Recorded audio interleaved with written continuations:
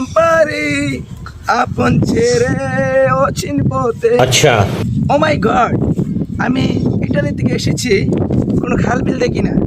এখানে এসে দেখি এতগুলো কাদা মাটি। আমার দেশের বাড়ি হচ্ছে গ্রামের ওই পাশে, আমি কি করে যাব ওই পাশে? হে ছোট ভাই, তুমি কি আমার একটু উপকার করতে পারবা? ठीक है আমার আইতাছি ভাই। ठीक है समझ गया ভাই আসো তো।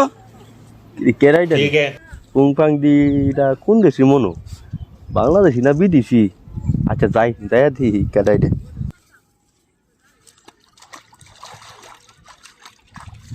এই বাদার, আমার সম্পর্কে কিন্তু তোমার জানা নাই, আমি কিন্তু ইটালি থেকে এসেছি, বুঝছো বাদার?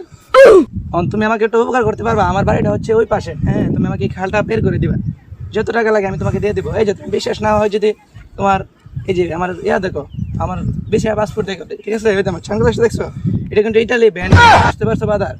আর আমার বাসার দিকে তো তোমার মনে হচ্ছে আমি কই থেকে এসেছি। এত কিছু বললে লাভ নাই, তুমি আমাকে উপকার করো। ভাই একটা উপায় পাইছি, আপনার আমার কান ধইলো নিয়ে এরপর পচাই দিতে পারুম। চলো। रुको जरा सबर करो।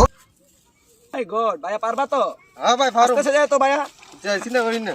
আপনার আওয়াজ কিন্তু ভালো লাগতেছে। ও মাই গড বাদার, তুমি এটা কি করলা?